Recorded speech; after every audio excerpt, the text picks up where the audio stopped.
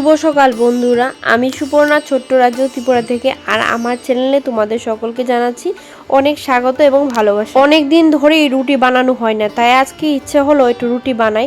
আর কালকে সারা রাত বৃষ্টি হওয়াতে অনেকটা ঠান্ডা ঠান্ডা ওয়েদার, তো ওই ঠান্ডা ওয়েদারে কিন্তু রুটি বেশ ভালো লাগে। আর কিছুদিন ধরে বাইরের রুটি কিনা খেতে খেতে না আমার আর ভাল লাগে না, আর মানে একদমই ভালো লাগে না বাইরের টিফিন খেতে খেতে। তো সেই জন্য আজকে ঘরেই টিফিন বানাচ্ছি। তো সকালের বাসি কাজ শেষ করে স্নান পুজো শেষ করে এখন চলে আসলাম রান্নাঘরে। আর ঘুম থেকে এখনো কেউ উঠেনি, তার আগে চেষ্টা করছি টিফিনটা রেডি করে রেখে দিতাম, তাহলে উঠি খেতে পারবে।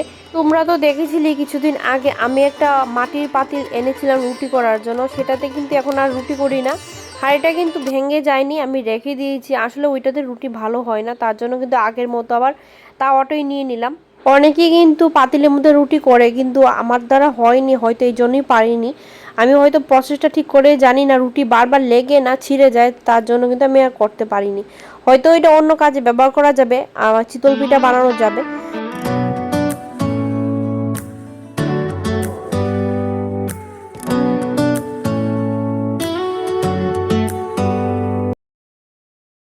আজকে যেহেতু শনিবার সম্পূর্ণ নিরামিষ, তাই রান্নার আয়োজন আজকে এখনও অবধি কিছু কাটাকুটি করে রেডি করে রাখিনি। রুটিগুলো টিফিন খাওয়া দাওয়া শেষ করে কিন্তু সব রেডি করবো। আর সূর্য কিন্তু এখনও ঘুমাচ্ছে, প্রায় 9টার উপরে 10টা বাজে, স্কুল আছে ওর। তো তার জন্য এখন জানলাটা খুলে দেবো। এই জানলাটা খুলে দিলে ও তাড়াতাড়ি ঘুম থেকে উঠে যাবে, আর খোলা মাত্রই উঠে যাবে। তো সেই জন্য আগে জানলাটা খুলে দিলাম। তো 10টা যেহেতু বাজে আর দেরি করিনি, সোজা জানলাটা খুলে দিলাম। আর আমি ওকে কখনোই চট করে ডাক দিই না, একটু আদর সোহাগ করে তারপরে কিন্তু ওকে ঘুম থেকে উঠাই। আমি কেন সব বাচ্চাদেরই কিন্তু এভাবে ঘুম থেকে উঠানো ভালো। চট করে কেউ কিন্তু ঘুম থেকে উঠতে পারে না, আমি নিজেও উঠতে পারি না। তো বন্ধুরা, ঘরটা কিন্তু গুছানো হয়নি, ঘরটা কিন্তু এলোমেলোই আছে এখনো, পরে গুছাবো। আগে ওকে স্কুলে পাঠাই, রেডি করে খাইয়ে তারপর আস্তে আস্তে ঘরটা গুছাবো। ঘরটা আমি দুদিন ধরেই গুছানো হয় না। আর এদিকে রান্নাবান্না আয়োজন চলছে, একটা তরকারি করে নিয়েছি অলরেডি। তো এদিকে করেছি আজকে মুগ ডালের শুক্তা। আর এটা না হলুদ পাতা দিয়ে করি আমি, আর খুবই টেস্টি হয় খেতে। তো একটা তরকারি আগে নামিয়ে নিলাম, তারপর আরেকটা তরকারি নামাবো। এখন করবো কচুর ঘাটি ঘাটি কচুর ছড়ার টকটা করবো এখন।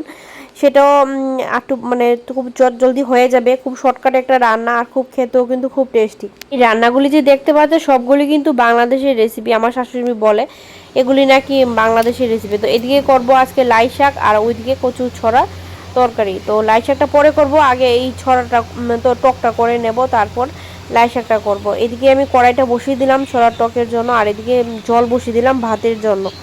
তো ছড়ার টকটা করা হয়ে গেছে আমার, এটা এখন নামিয়ে নেব।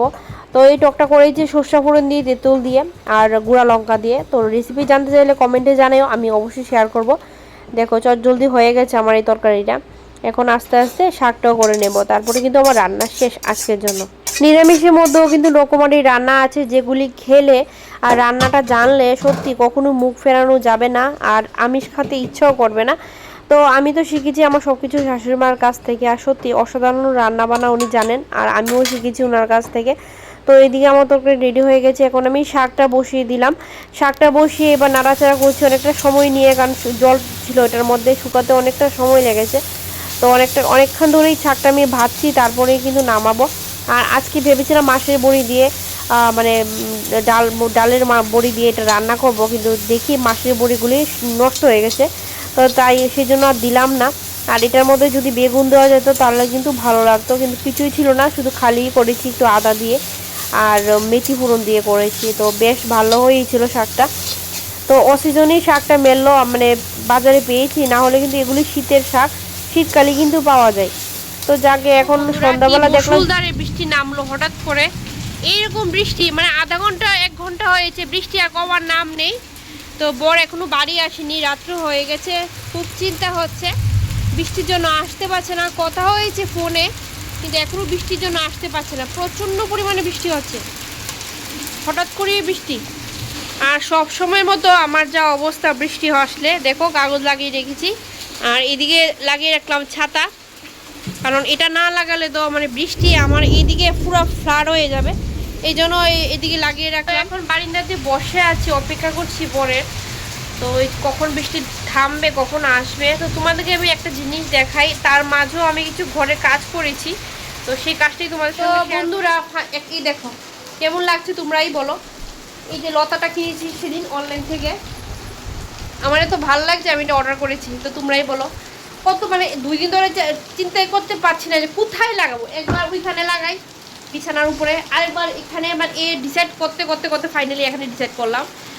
তো একে জিজ্ঞেস করলাম, সঠিক উত্তর পেলাম না, তো এখানে লাগালাম। তো তোমরাই বলো এখানে যে লাগিয়েছি কেমন লাগছে। আর এখনও কিন্তু ঘরটা গুছাইনি, হয়তো গুছালে আরও একটু ভালো লাগবে। তো তোমরাই বলো কেমন লাগছে। তো আমার কাছে এই জায়গাটা বেস্ট মনে হলো। আর এই লতাগুলিও খুব সুন্দর দেখতে। আমি তো ওইটার দিকে তাকিয়ে থাকি কথা বলছি। তো যাকে এখন বরকে ফোন করবো, এখনো কেন আসছে না। প্রায় রাত্র আমার ঘড়িটা তো 1 ঘন্টা স্লো, 9:30 বাজে। তো একটু একটু করে কমছে বৃষ্টি, এরপর হয়তো আসবে। তো আসলে তোমাদের সাথে আবার দেখা হবে।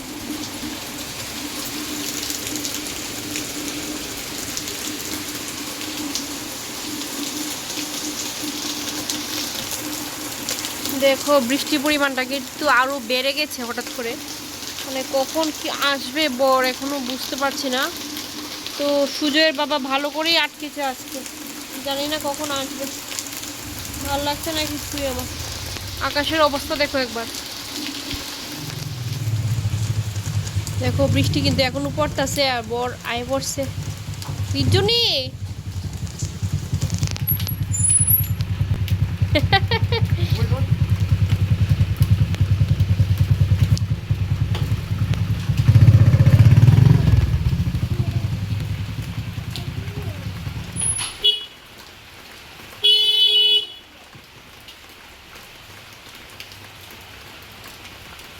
কি বৃষ্টি এখনো থামছে না, বাপরে বাপ বাপরে বাপ।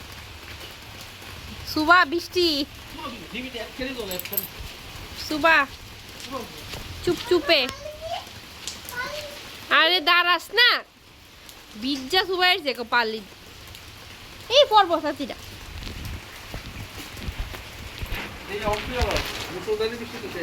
না না না লাগাই রাও লাগাই রাও, এটা একটা সেভ। কি অবস্থা বাপরে বাপ বাপরে।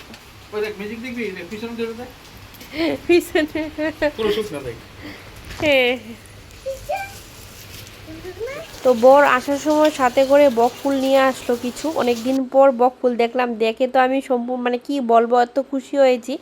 তো এখন পকোড়া বানাবো, সবগুলি এখন রেডি করে নিলাম। দেখো রেডি করে এখন জল দিয়ে নেব। আর বকফুল গাছও আমি সেদিন একটা কিনে এনেছি, সে মানে সেটা এখনও লাগানো হয়নি, চারা গাছ। এটা বড় হতে হয়তো 2 বছর সময় লাগবে, তার আগে কিন্তু বাজার থেকে কিনে খেতে হবে। এই বৃষ্টির রাতে গরম গরম ভাতের সঙ্গে আর গরম গরম বকফুলের পকোড়া হলে আর কিছু লাগে না। আর সকালের তো তরকারি ছিলই, সেগুলি দিয়ে কিন্তু আজকে রাতের খাওয়া দাওয়া হবে। তো এখন এগুলি ভালো করে আমি মেখে নিচ্ছি। আর ময়ানটা ভালো করে ফেটালে না বড়াগুলোও কিন্তু খুব পকোড়াটা খুব ভালো হয়। আর আমার শ্বশুরবাড়িতে আমার মতো পকোড়া সত্যি কেউ বানাতে পারে না। নিজের প্রশংসা আসলে নিজে করছি না, এটা সবাই বলে আমি নাকি বেস্ট পকোড়া বানাই। আর এই দেখো কতগুলো, এগুলি মানে অনেক সবগুলি ফুল, একটাও কিন্তু কলি নেই, বড় বড় সাইজের ফুল। আর খেতেও কিন্তু খুব সুস্বাদু হয়েছিল সেদিন পকোড়াগুলো। তো দেখো অনেকটাই মেখে নিলাম, আমি জানি না এতগুলো লাগবে কি না পকোড়া বানাতে, তো থাকলে থাকবে, ফ্রিজে রেখে দেবো। তো এই গরমের সিজনের থেকে শীতকালে আমাদের ঘরে পকোড়া একটু বেশি খাওয়া হয়, কারণ